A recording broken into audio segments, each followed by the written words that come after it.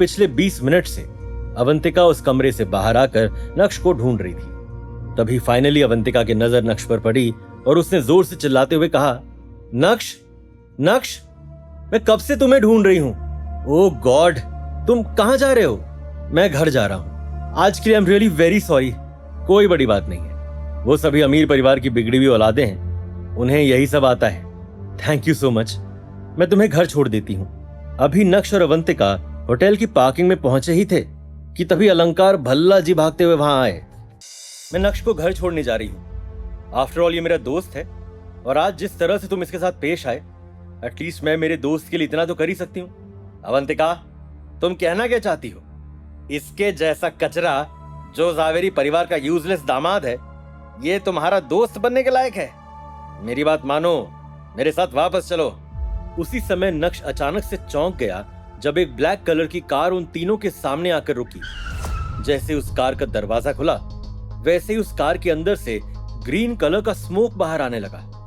ये सही नहीं है, भागो भाग। इससे पहले कि नक्श सभी को भागने का संदेश देता, अचानक से नक्श का सर घूमने लगा और अचानक से नक्श बेहोश हो गया। धीरे धीरे तीनों को होश आने लगा और होश आने के बाद उन तीनों ने अपने आप को एक कमरे में बंद पाया। तीनों के हाथ और पैर बंधे हुए थे। वो कमरा काफी बड़ा था और उधर काफी अंधेरा भी था, लेकिन कुछ टंगस्टन बल्ब्स की पीली रोशनी में उन्हें 5 से 6 हट्टे कट्टे मर्द थोड़ी ही दूरी पर खड़े दिखाई दे रहे थे। तुम लोग जानते भी हो कि मैं कौन हूँ? जल्दी से मुझे खोलो और यहाँ से जाने दो। शांत बैठ जा। ऊपर से ऑर्डर है कि तुम तीनों को यहीं रखना है। ऊपर से ऑर्डर है। तुम्हारे ऊपर जो है उसे बोलो कि मैं अलंकार भल्ला हूँ। बाहर आते ही सबकी चटनी बना दूंगा। हाथ में खुजली हो रही है, चल थोड़ा मिटा कर आते हैं। ये सुनते ही वो पहला आदमी भी उसके साथ अलंकार की तरफ बढ़ा। मौका पाकर नक्श वहां से निकलना चाहता था, लेकिन वो पूरी तरह से नाकामयाब रहा। जैसे ही वो दोनों आदमी अलंकार के करीब आए, वैसे अलंकार ने जोर से चिल्लाते हुए कहा, छोड़ो मुझे, छोड़ो, छोड़ो। तुम लोग आखिर हो कौन? मैं तुम्हें बता देती हूँ कि मैं एक पुलिस वाली हूँ और मुझसे भिड़ना आसान नहीं होगा। हम बहुत अच्छे से जानते हैं कि तुम पुलिस वाली हो। तुम्हारा नाम ऑफिसर अवंतिका है, तभी तो हम तुम्हें यहाँ लेकर आए हैं। तुम लोग मुझे जानते हो? अवंतिका जी, क्या भूल गई? न जाने आपने अब तक मेरे कितने ही आदमियों को अरेस्ट किया है। परसों के दिन आप और आपकी पूरी टीम मुझे ही ढूंढ रही थी, लेकिन मैं आप लोगों के हाथ नहीं लगा। तुम दयाशंकर हो? तुम रीगल गैंग से हो ना? क्या चाहिए तुम्हें? अवंतिका जी तो आज काफी खुश होंगी। दो हैंडसम मर्द जो आपके साथ हैं। दयाशंकर, इन्हें जाने दो। तुम्हारे आदमियों को मैंने अरेस्ट किया है। ये सही कह रही है। तुम्हारा मैटर इसके साथ है, मेरा तो तुमसे कोई लेना देना भी नहीं है, तो मुझे क्यों पकड़ रखा है? जल्दी से मुझे खोलो, यहां से जाने दो। मैं तुम्हें बहुत सारा पैसा दूंगा। तुम कितना पैसा दे सकते हो? मेरी और अवंतिका की जान के लिए मैं तुम्हें 2 करोड़ रुपए दूंगा। 2 करोड़? क्या तुम्हें लगता है कि उन पैसों से तुम अपनी जान बचा सकते हो? ये बोलते हुए दयाशंकर हंसने लगा।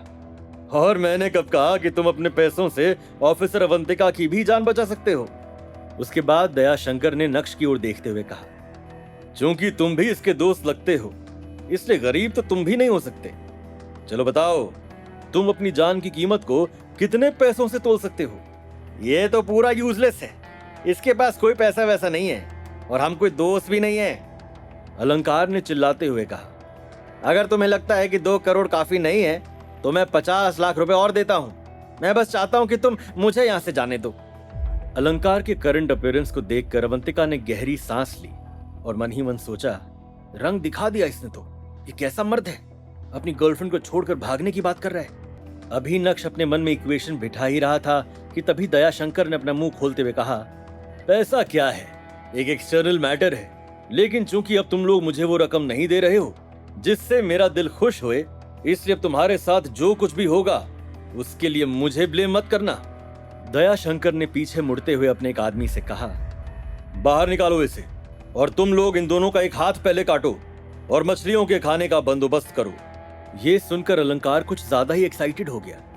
उसे लगा कि दयाशंकर ने उसकी कंडीशंस को एक्सेप्ट कर लिया है और वो वहां से जाने वाला है।